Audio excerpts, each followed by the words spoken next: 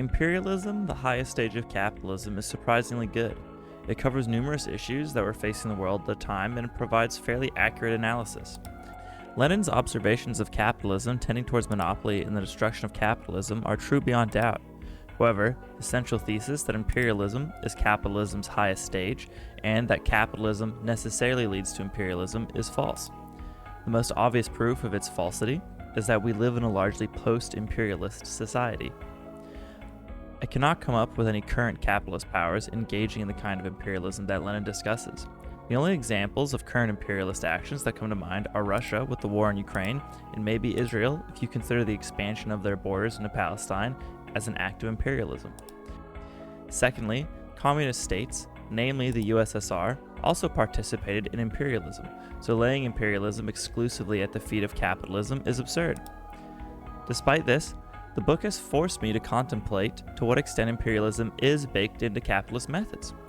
Considering my intense distaste for Lenin and communism, I must give him kudos for forcing such thoughts upon me. Before we begin, it's important to define imperialism. Imperialism is a state policy, practice, or advocacy of extending power and dominion, especially by direct territorial acquisition or by gaining political and economic control of other areas. Chapter 1 begins by discussing how capitalism naturally creates monopolies. Well, this idea is old hat by now. In Lenin's time, it was still a hotly discussed issue. Lenin himself points to numerous writers throughout the book who all give differing views on monopolies and whether they are good, bad, natural, unnatural, etc. Lenin correctly asserts that, quote, competition becomes transformed into monopoly, end quote. When a capitalist economy is left untouched, there is a natural destruction of competition. Competition begins well as business compete with one another and strive to create better products and experiences. However, eventually one person will come out on top of all the others. This individual will proceed to accrue most of the wealth. With this wealth, this individual will buy up competition, and those that refuse to be bought will be crushed by the larger corporations through market manipulation. Additionally, Lenin points out that even in industries where there are 2 or 3 large businesses, they will still act uncompetitively. It becomes more efficient for the large businesses to work together rather than fight. They will come together and create agreements to split up markets or agree to make prices so low that no new business could possibly hope to compete. Quote, monopolies throttle those which do not submit to them by stopping supplies of raw materials, stopping the supply of labor by means of alliances, cutting off local means of support, closing of trade outlets, agreements with the buyers, the systematic lowering of prices to run outside firms, stopping credits, and boycotts, end quote. Monopolists have many tools at their disposal to totally obliterate smaller businesses from ever having a chance to compete. I agree 100% with this analysis. The creation of monopolies, for the most part, is bad and serves only to destroy the good aspects of capitalism, the most important aspect destroyed being competition. However, this chapter has some issues. Lenin points out that there's less development in agriculture than industry, which is a point I consider entirely irrelevant. It is most irrelevant when looking at modern-day agriculture, which has become so much more advanced than in Lenin's time. I also see no reason why the economy shouldn't have been far more invested in industry than agriculture at that time, especially considering industry was pushing the entire world forward in an extremely positive way and generating a tremendous amount of new value. Besides this hiccup, the chapter is overall very good. This chapter is not as good as the last one. There are some compelling arguments, namely the discussion of how the banks help the successful capitalists maintain their wealth and stay in control. If the monopolists are in bed with the bankers, they can use their influence to push down the smaller businesses. This could occur by the monopolists demanding that the bankers not give out credit or allow the smaller businesses to invest in the bank. Or they allow the smaller businesses to invest in the banks, but the banks tell the monopolists the finances of the smaller businesses so they can use that information to their advantage. However, this doesn't really occur. The aforementioned hypothetical scenarios are only hypotheticals posed by Lenin. However, there is some truth to them, with figures like J.P. Morgan centralizing large amounts of economic power and control over industries through large investments into large industries. Even still, there were enough banks around so that this issue wasn't widespread. and the likelihood of it occurring reduced heavily with the many anti-monopoly laws that occurred throughout the 1890s and 1910s. The banks, however, did assist in speeding up the creation of monopolies, especially when banking began to become international. Banks have an incentive to invest in successful businesses to return a profit. Companies that are doing well look to be good investments. Companies that are doing well are already making more money than the competition, and the infusion of capital from a bank will likely make them do even better. This creates a positive feedback loop, with banks giving more money to an already thriving business, making the business do even better, and so on. However, it is also the case that banks did not invest exclusively in large businesses, and that the ability for banks to freely invest contributed to the explosion of industrial progress. This progress and growth are good things. The creation of large-scale banks was overall an incredibly good thing, and still is an incredibly good thing. However, this chapter serves mostly as an introduction to the next issue Lenin wishes to address: finance capital. Lenin utterly detests finance capital. In his view, quote, imperialism, or the rule of finance capital, is the highest stage of capitalism, end quote. That is to say, imperialism and finance capital are indistinguishable. Finance capital is simply the investment of money to turn a profit. If you have a 401k, stock, crypto, or anything else that is intended to generate passive income, you are participating in finance capital. Lenin is correct in identifying that finance capital speeds up the process of monopolization. He is incorrect in asserting finance capital is imperialism. This is obvious, considering we do not live in an imperialist world, but we do have the greatest amount of finance capital ever. Furthermore, Lenin claims that the ultimate expression of finance capital is the rentier and renter relationship. The rich capitalists simply put their money into investments and live off that. They contribute less than nothing to the economy and simply own land and profit from that alone. This contributes to imperialism being a natural end of capitalism. The rentier seeks more land, more resources, and more profits from which to passively live off. The governments of the world will also benefit as they collect taxes from all the new territory and can extract resources as well. This will also create a similar feedback loop to the monopolies, where each country that conquers more land gets more profit and grows faster, which helps fund the acquisition of land and so on. This, quote, means the crystallization of a small number of financially powerful states from among all the rest, end quote. However, the main problem with this as I see it is that Lenin does not understand how finance capital works, nor is imperialism a long-term viable strategy. Finance capital merely distributes capital to businesses who use it efficiently. This makes the activity inherently neutral. What matters is what type of legal framework that activity is couched in. Lenin incorrectly asserts that due to the capitalist's desire of continual expansion, that the monopolists will win out, quote, regardless of the form of government and all other details, end quote. This is absurd, as again evidenced by our current governments that no longer participate in imperialism.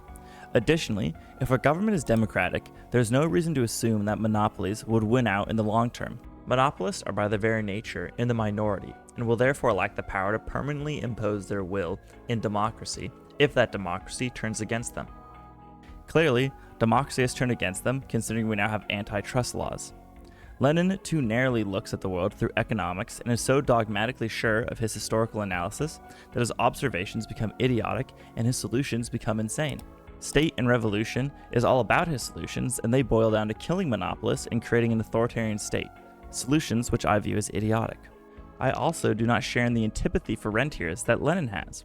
The management of land that people live on is a necessary activity. It is done more efficiently by free market forces than by government forces, and on that basis alone, I base my preference for free market rentiers over state-owned housing. However, in the context Lenin is writing, he is also discussing the ownership of one state by another. This is unconscionable, so on this part of the issue we agree. A state should not own another state. Furthermore, imperialism is too conflict-oriented to be a long-term strategy. As evidenced by the numerous revolts that occurred during the fall of the age of imperialism, imperialism creates too much conflict. Capitalism is far more interested in peace than conflict. Peace creates happy and healthy consumers who can purchase the plethora of goods that capitalists produce. Conflict creates frightened and unhealthy consumers who can only focus on buying the bare necessities and not on purchasing the luxuries of capitalism.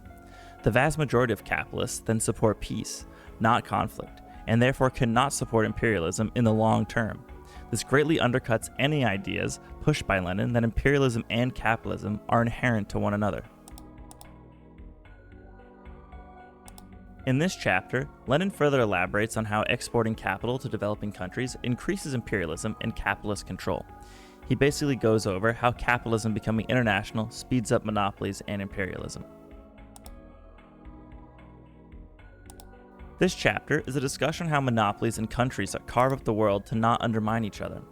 Much like the previously discussed monopolies carving up the economy of countries so as to not compete with one another and undermine their business, so too does this carving up occur on an international scale. Quote, "Things tend naturally towards an international agreement among these monopolists and towards the formation of international cartels." End quote. This is another point that is an accurate appraisal of Lenin's time. However, as stated previously, imperialism is not an inherent fact of capitalism. However, for his time, his observations are accurate.